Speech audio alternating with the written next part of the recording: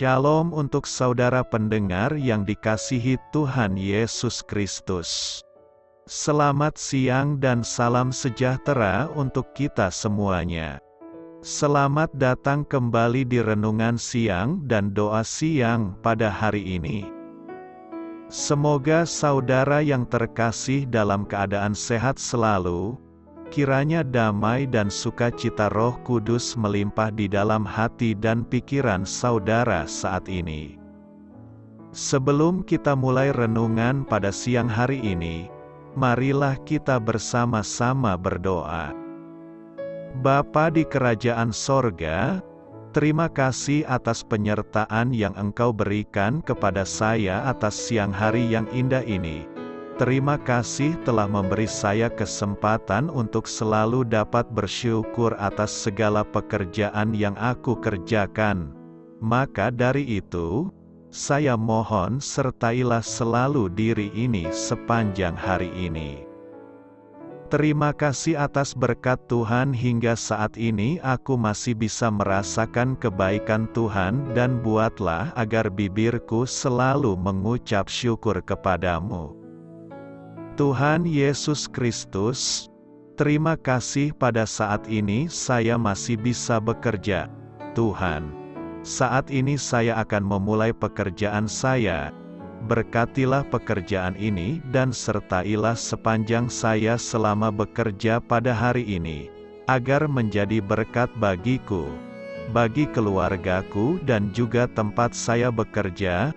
Berkati seluruhnya di siang hari ini agar berjalan dengan baik dan menjadi berkat untuk kami jalani bersama dengan anak Tuhan yang lainnya. Dalam nama Tuhan Yesus, aku berdoa. Amin. Sahabat saudara rohani, pembacaan ayat emas Alkitab renungan kita siang hari ini. Nats bacaan kita siang hari ini adalah, barang siapa ingin menjadi besar di antara kamu, hendaklah ia menjadi pelayanmu. Tertulis di dalam kitab Markus 10 ayat 43, judul renungan kita hari ini adalah, Kebesaran Sejati. Bacaan kita pada siang ini terambil dari kitab Markus 10 ayat 35 sampai dengan ayat 45. Lalu Yakobus dan Yohanes, anak-anak Zebedes, mendekati Yesus dan berkata kepadanya, "Guru, kami harap supaya Engkau kiranya mengabulkan suatu permintaan kami." Jawabnya kepada mereka, "Apa yang kamu kehendaki aku perbuat bagimu?" Lalu kata mereka, "Perkenankanlah kami duduk dalam kemuliaan-Mu kelak, yang seorang lagi di sebelah kanan-Mu dan yang seorang di sebelah kiri-Mu." Tetapi kata Yesus kepada mereka, "Kamu tidak tahu apa yang kamu minta. Dapatkah kamu meminum cawan yang harus kuminum dan dibaptis dengan baptisan yang harus kuterima?" Jawab mereka, "Kami dapat." Yesus berkata kepada mereka, "Memang, kamu akan meminum cawan yang harus kuminum dan akan dibaptis dengan baptisan yang harus kuterima. Tetapi hal duduk di sebelah kananku atau di sebelah kiriku, aku tidak berhak memberikannya. Itu akan diberikan kepada orang-orang bagi siapa itu telah disediakan." Mendengar itu ke-10 murid yang lain menjadi marah kepada Yakobus dan Yohanes. Tetapi Yesus memanggil mereka lalu berkata, "Kamu tahu bahwa mereka yang disebut pemerintah bangsa-bangsa memerintah rakyatnya dengan tangan besi, dan pembesar-pembesarnya menjalankan kuasanya dengan keras atas mereka. Tidaklah demikian di antara kamu. Barang siapa ingin menjadi besar di antara kamu, hendaklah ia menjadi pelayanmu, dan barang siapa ingin menjadi yang terkemuka di antara kamu, hendaklah ia menjadi hamba untuk semuanya. Karena Anak Manusia juga datang bukan untuk dilayani, melainkan untuk melayani dan untuk memberikan nyawanya menjadi tebusan bagi banyak orang. Ayat di atas terambil dari kitab Markus 10 ayat 35 sampai dengan ayat 45. Kata bijak Alkitab hari ini adalah, perkara kecil yang dikerjakan di dalam nama Kristus merupakan perkara yang besar. Mari kita mulai renungan siang kita. Baiklah, mari kita mulai segmen kisah inspiratif.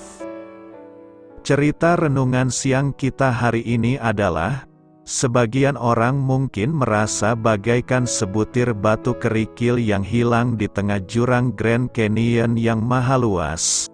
Namun, seburuk apapun penilaian kita terhadap diri kita sendiri, kita tetap dapat sangat berguna bagi Allah. Dalam sebuah perjamuan kudus di awal tahun 1968, Martin Luther King Jr. mengutip sabda Yesus dalam Matius 10 tentang hal melayani. Lalu ia berkata, "Setiap orang bisa menjadi orang besar karena setiap orang bisa melayani. Anda tidak perlu menjadi seorang sarjana untuk melayani.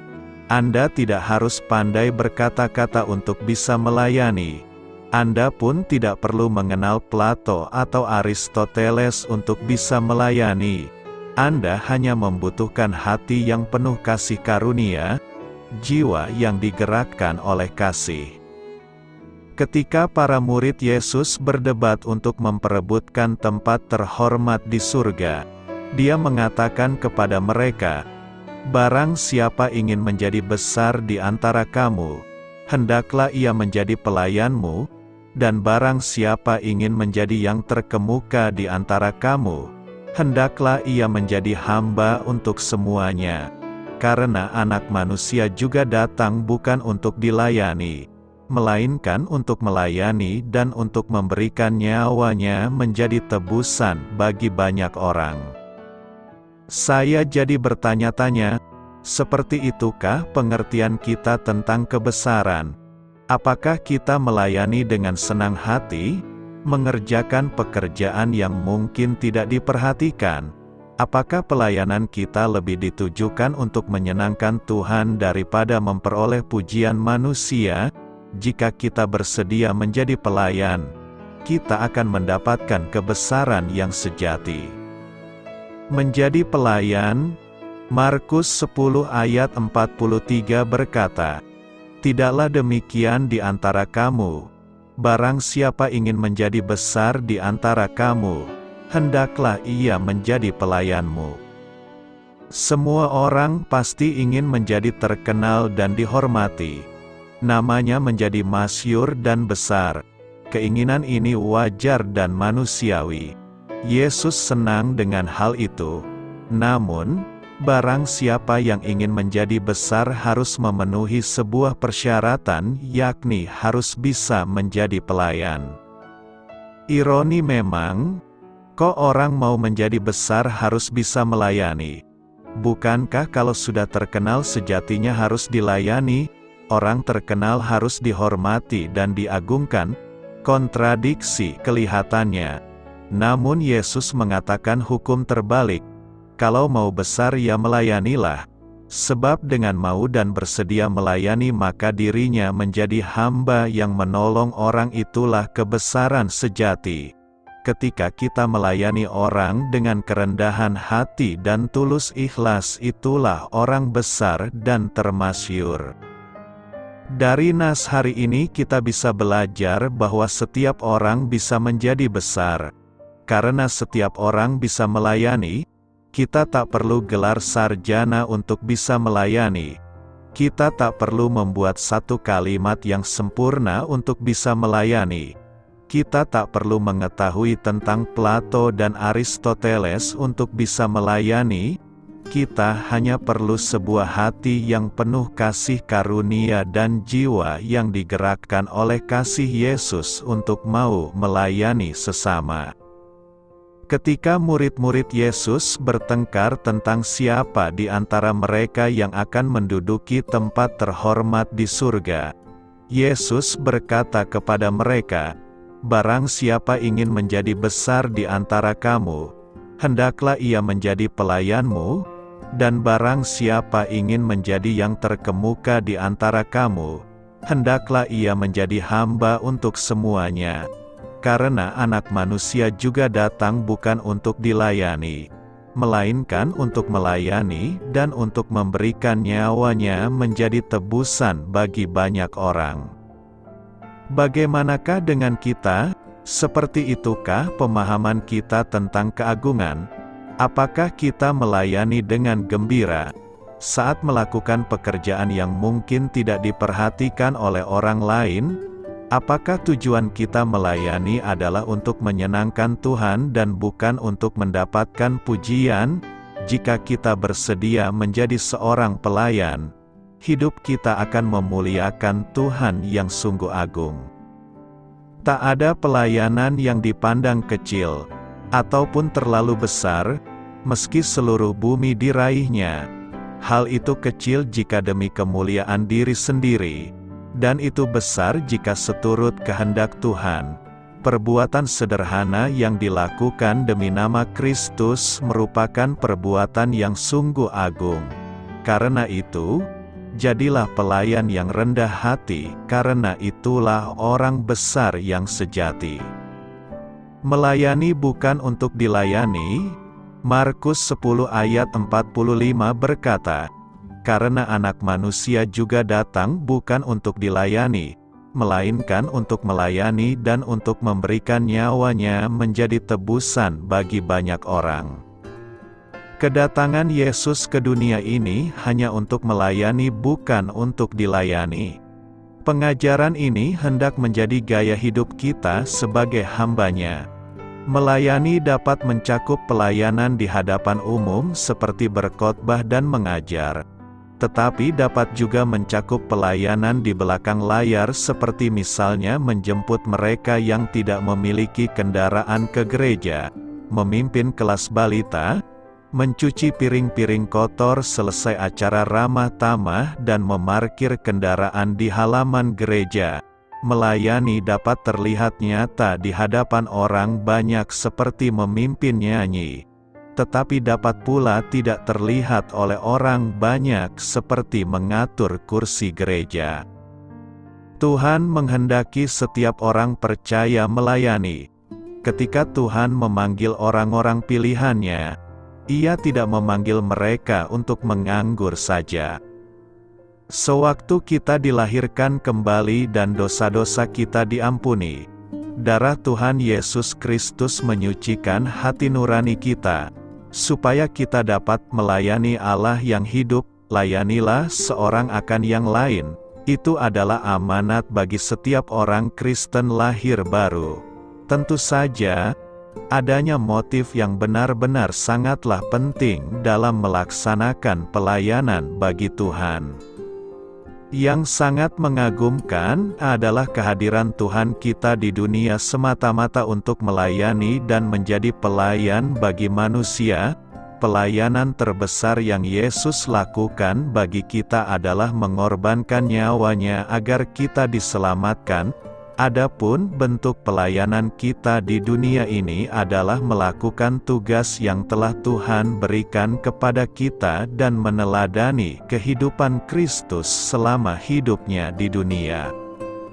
Pertanyaan kita sekarang adalah, apakah melayani Tuhan merupakan pilihan atau tujuan hidup kita?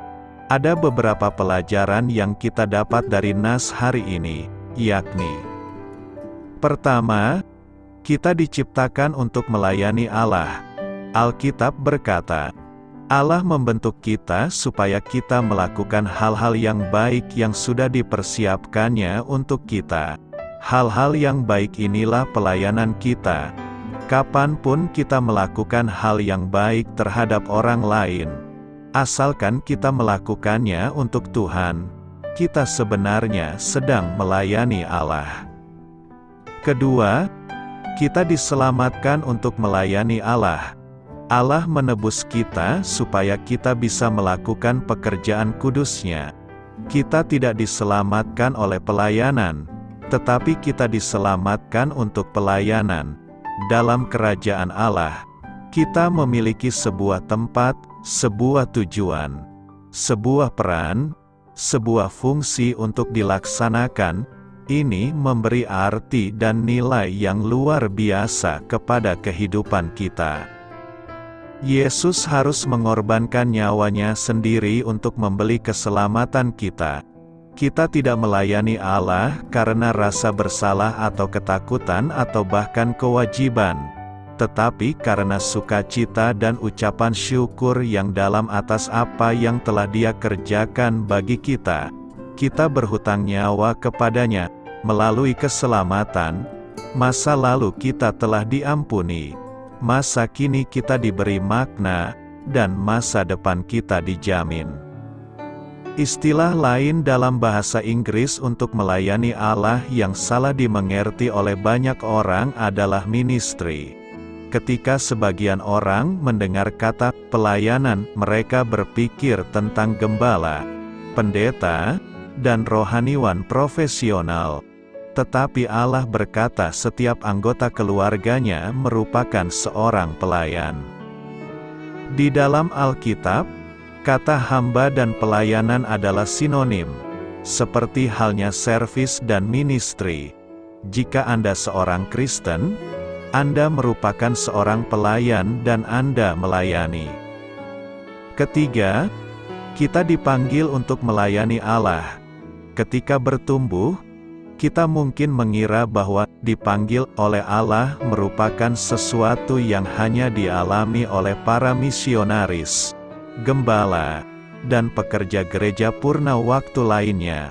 Tetapi Alkitab berkata bahwa semua orang Kristen dipanggil untuk melayani. Panggilan kita untuk keselamatan meliputi panggilan Anda untuk melayani. Keduanya sama. Tidak peduli apa pekerjaan atau karir kita dipanggil untuk pelayanan Kristiani purna waktu. Seorang Kristen yang tidak melayani merupakan sebuah pernyataan yang bertentangan. Setiap kali kita memakai kemampuan-kemampuan yang diberikan Allah untuk menolong orang lain, kita sedang memenuhi panggilan kita. Keempat, kita diperintahkan untuk melayani Allah.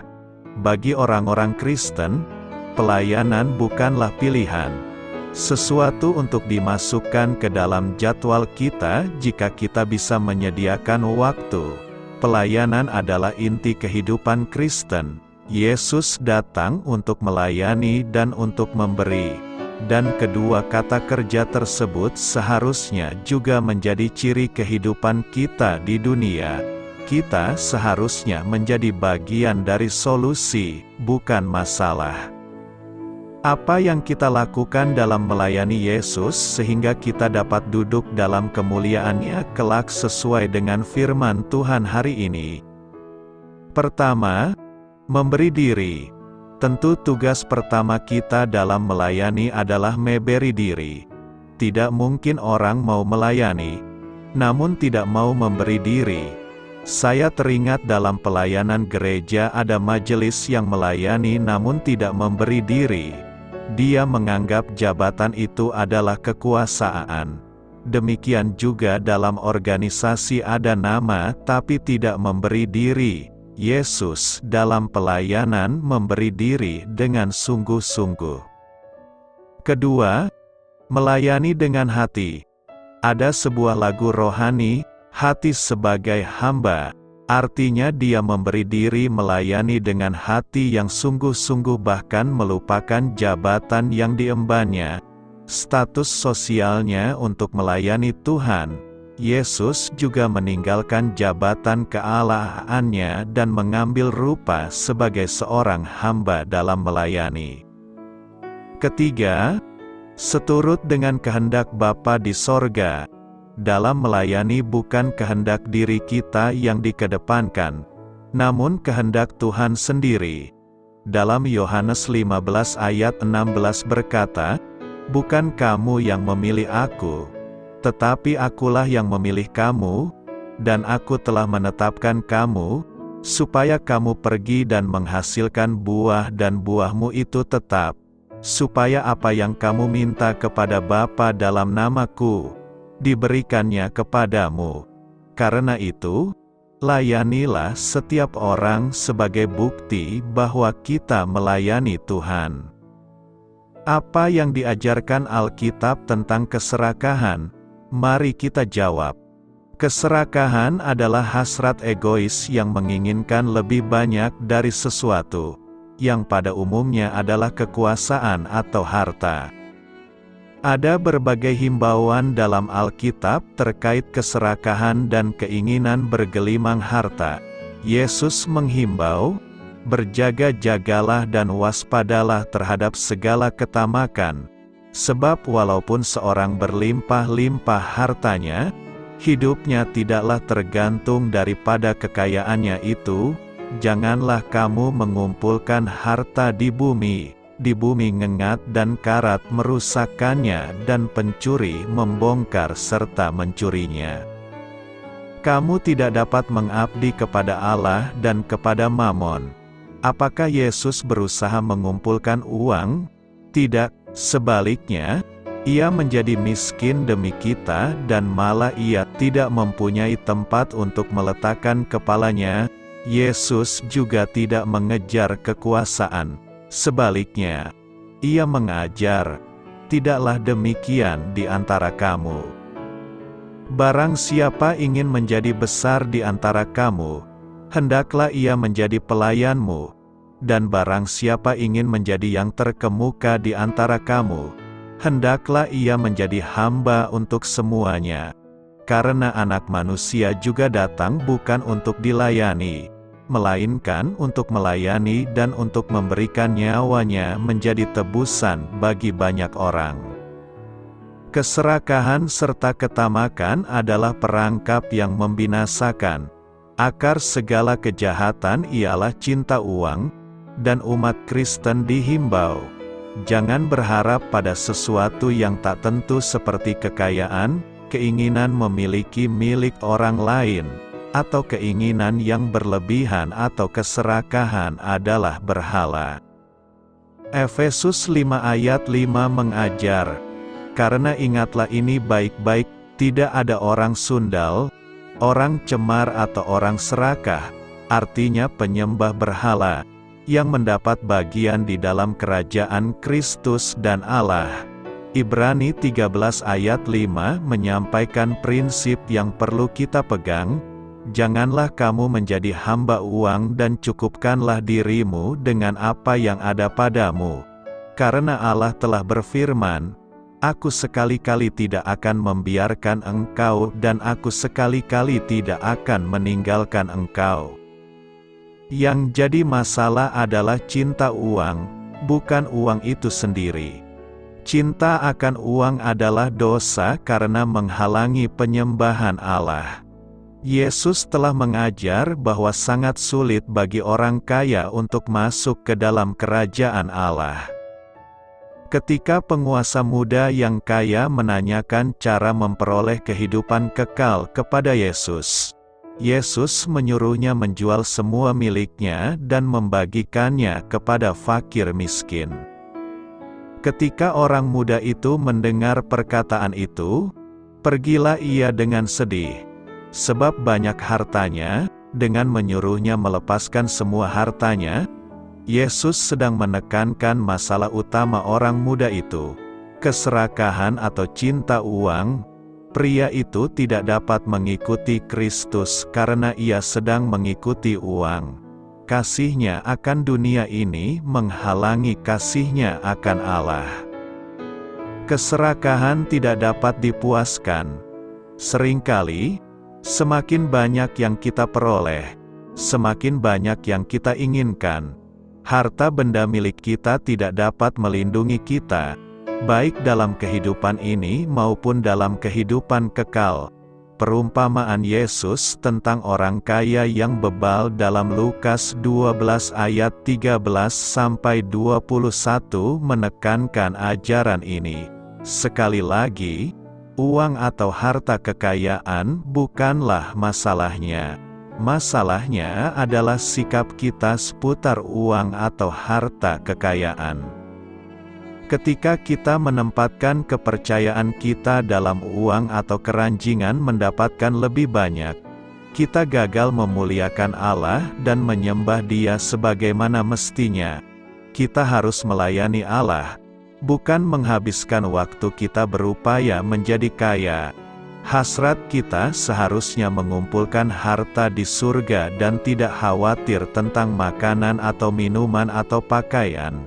Tetapi carilah dahulu kerajaan Allah dan kebenarannya, maka semuanya itu akan ditambahkan kepadamu. Apa maksudnya Anak Manusia datang bukan untuk dilayani, melainkan untuk melayani? Mari kita jawab, saat Yesus mempersiapkan murid-muridnya untuk kematiannya, Yakobus dan Yohanes yang dijuluki putra guntur datang kepadanya dengan sebuah permintaan. Ketika engkau duduk di tahta kemuliaanmu, kami ingin duduk di tempat terhormat di sebelah engkau, di atas tahtamu kanan dan yang satu lagi di kirimu. Ambisi egois mereka untuk diakui sebagai murid yang terbesar, menunjukkan bahwa mereka belum memahami hakikat kerajaan Kristus yang akan Dia dirikan melalui penderitaan dan kematiannya di kayu salib.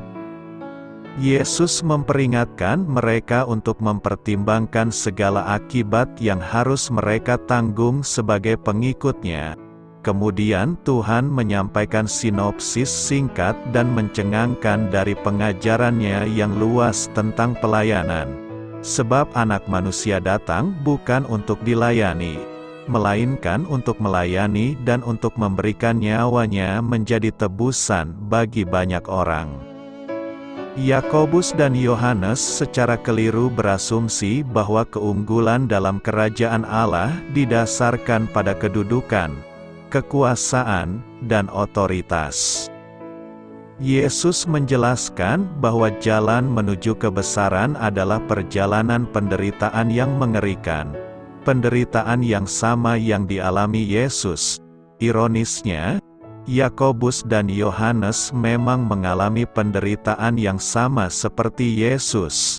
Yakobus kemudian menjadi martir Kristen pertama, yang dipenggal kepalanya oleh Herodes Agripa, dan Yohanes mengalami penganiayaan berat sepanjang hidupnya dan akhirnya diasingkan ke Pulau Patmos. Yesus Kristus adalah teladan utama seorang hamba dalam kerajaan Allah.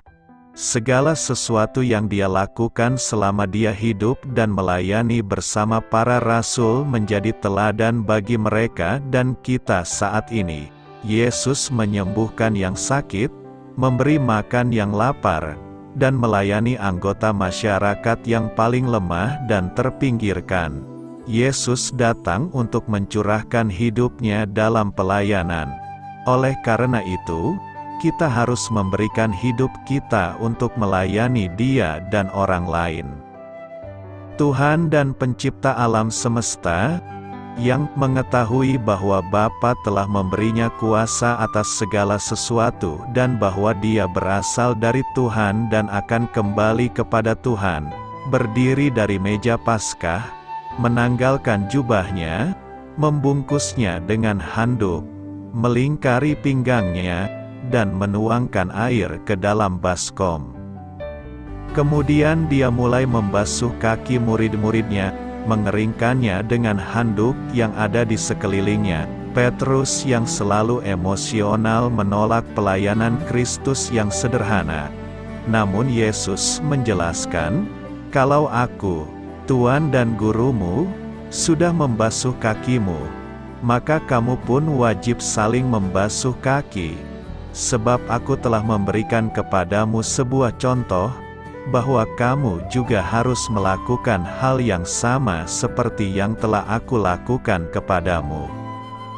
Sesungguhnya Aku berkata kepadamu, seorang hamba tidaklah lebih agung daripada tuannya, dan tidak pula seorang utusan lebih agung daripada orang yang mengutusnya.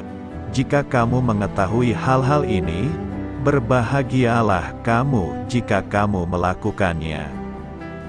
Dalam kerajaan Allah, kehebatan diukur dari sejauh mana kita bersedia melayani satu sama lain dengan rendah hati. Tidak ada seorang pun yang lebih menyerah untuk menjadi seorang hamba selain Yesus. Rasul Paulus menggambarkan kemerosotan tajam yang dialami Yesus ketika dia merendahkan dirinya ke bumi untuk melayani dan mati bagi kita. Meskipun dia adalah Tuhan, dia tidak menganggap kesetaraan dengan Tuhan sebagai sesuatu yang harus dipegang teguh. Sebaliknya, dia melepaskan hak istimewa ilahinya. Dia mengambil posisi rendah hati sebagai seorang budak dan dilahirkan sebagai manusia. Ketika dia menampakkan diri dalam wujud manusia, dia merendahkan dirinya dalam ketaatan kepada Allah dan mati sebagai penjahat di kayu salib. Mengingat apa yang Yesus lakukan, tidak masuk akal jika para pengikutnya tersinggung atau merasa direndahkan ketika melakukan tugas-tugas yang sederhana, dan bahkan tidak memberi imbalan. Yesus meninggalkan kedudukan yang mulia dan mulia di surga namun dengan patuh menaati Bapanya dalam segala hal. Kristus, Gembala yang baik, menyerahkan nyawanya bagi kita. Demikianlah hendaknya kita juga menyerahkan nyawa kita demi saudara-saudari kita. Dasar bagi kebesaran kerajaan Allah tidak terletak pada status, kekuasaan, atau otoritas, melainkan pada karakter yang rendah hati dan serupa dengan Kristus. Dalam The Bible Exposition Commentary, Warren Wiersbe menyatakan, kita mendapatkan tahta dengan membayar dengan nyawa kita, bukan dengan berdoa dengan bibir kita. Kita harus mengidentifikasi diri dengan Yesus Kristus dalam pelayanan dan penderitaannya, karena Dia pun tidak dapat mencapai tahta kecuali melalui salib. Yesus adalah Raja hamba. Kita yang menderita, jika wakil tertinggi kita, Anak Manusia, datang bukan untuk dilayani, melainkan untuk melayani, maka kita juga harus melayani orang lain. Tidak peduli siapa kita di kerajaan Allah, apakah pemimpin yang paling terkemuka atau pembantunya yang paling lemah lembut, kita harus berusaha untuk menjadi seperti Kristus, menunjukkan kerendahan hati, dan pengabdian yang rela berkorban. Makna kedatangan Yesus, Markus 10 ayat 45 berkata, karena Anak Manusia juga datang bukan untuk dilayani, melainkan untuk melayani dan untuk memberikan nyawanya menjadi tebusan bagi banyak orang. Nas hari ini menggambarkan inti ajaran Yesus tentang pelayanan dan pengorbanan dirinya. Pada ayat-ayat sebelumnya dalam Markus 10, para murid Yesus sedang berdebat tentang siapa di antara mereka yang terbesar. Mereka mungkin masih memiliki pemahaman tentang kerajaan yang berarti kekuasaan dan kedudukan yang tinggi. Tetapi Yesus mencoba mengubah pemikiran mereka tentang apa yang seharusnya menjadi prioritas dalam hidup sebagai pengikutnya. Ayat Markus 10 ayat 45 adalah jawaban Yesus terhadap perdebatan tersebut. Dalam ayat ini, Yesus mengungkapkan bahwa tujuan kedatangannya ke dunia bukan untuk menjadi raja yang dilayani, melainkan untuk menjadi pelayan yang memberikan nyawanya sebagai tebusan bagi banyak orang. Dengan kata lain, Yesus datang untuk mengabdi kepada orang lain dan untuk memberikan hidupnya sebagai tebusan bagi dosa manusia. Pesan ini adalah bagian penting dari ajaran Yesus tentang kerajaan Allah. Ia mengajarkan bahwa yang terbesar dalam kerajaan Allah adalah mereka yang melayani orang lain dengan penuh kasih dan rendah hati. Ia mengajarkan bahwa hidup sebagai seorang pengikutnya harus diisi dengan pelayanan kepada sesama dan pengorbanan diri, sebagaimana Yesus sendiri mengorbankan hidupnya untuk menebus dosa manusia. Jadi, latar belakang dari ayat Markus 10 ayat 45 adalah untuk mengingatkan para murid dan kita sebagai pembaca Alkitab bahwa sikap pelayanan dan pengorbanan adalah nilai-nilai inti dalam kerajaan Allah, dan kita harus mengikuti teladan Kristus dengan menjadi hamba dan melayani sesama dengan penuh kasih. Apa yang hendak direnungkan dari nas hari ini? Nas hari ini mengandung beberapa pesan penting yang perlu direnungkan.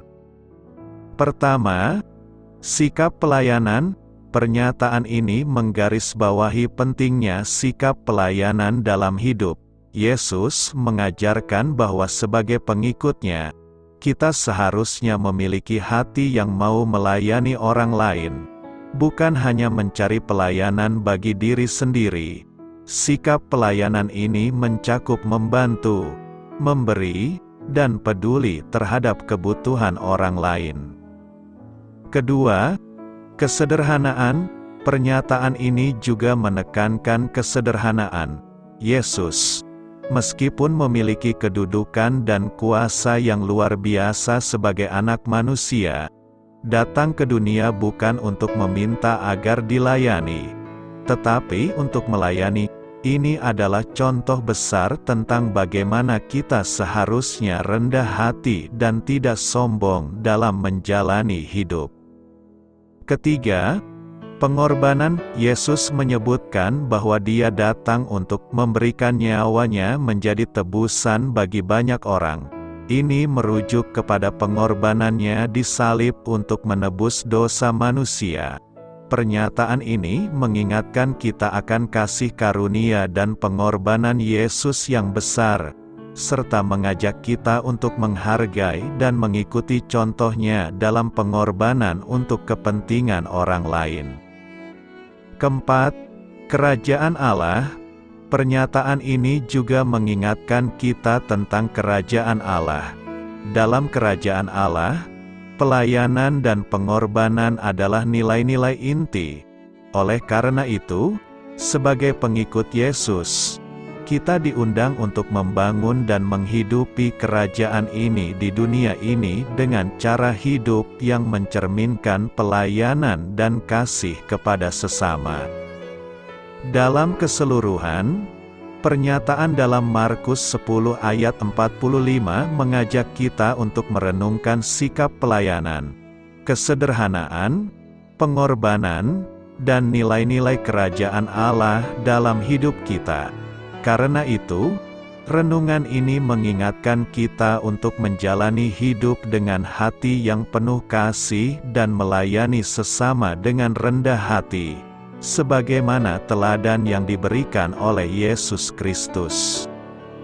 Selamat berkarya untuk Tuhan, selamat memulai karya dalam minggu ini untuk Tuhan. Doa saya menyertai saudara sekalian, saya memberkati Anda agar sewaktu Anda mencarinya dari Dia, Bapa Surgawi Anda akan memberikan bagi Anda roti harian Anda. Dalam nama Yesus Kristus, Tuhan yang berkuasa atas alam semesta dan menuntun kita kepada iman yang menyelamatkan, Tuhan Yesus menyertai senantiasa. Tuhan memberkati. Amin.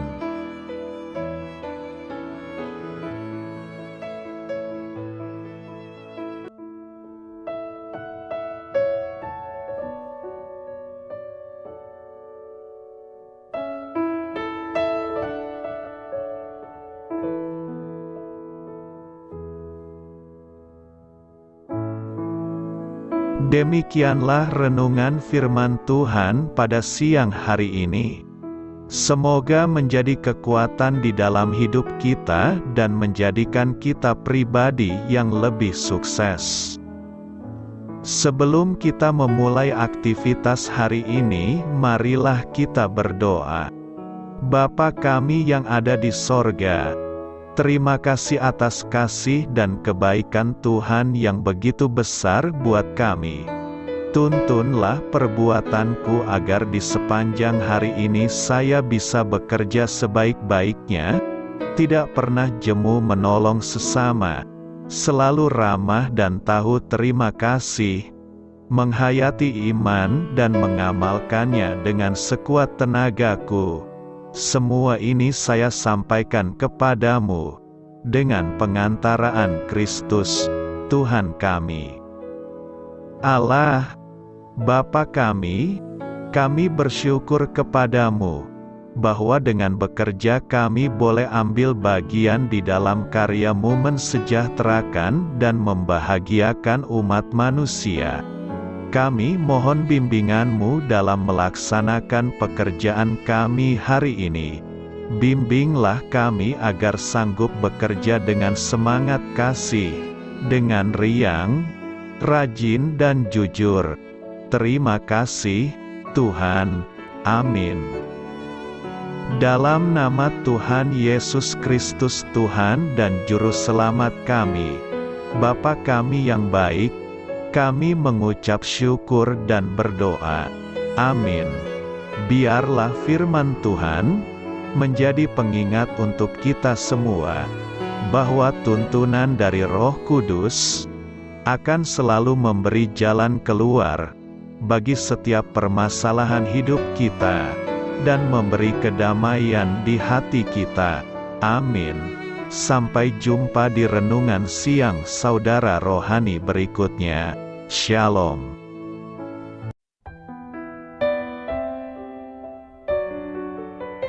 Halo untuk semua pendengar saudara rohani yang terkasih di dalam nama Tuhan Yesus Kristus dimanapun berada. Mari dukung kami, tim redaksi Renungan Harian Saudara Rohani dengan cara memberikan bantuan, kritik dan masukan. Saudara dapat memberikan masukan melalui kolom komentar di bawah atau mengirim kepada kami langsung melalui email yang tertera di layar Anda, saudararohani@gmail.com. Jika saudara terberkati melalui renungan ini, saudara dapat mendoakan kami dan memberikan bantuan lainnya dengan mengirim email kepada kami. Saya berdoa agar saudara sekalian bahagia dan sehat selalu. Amin.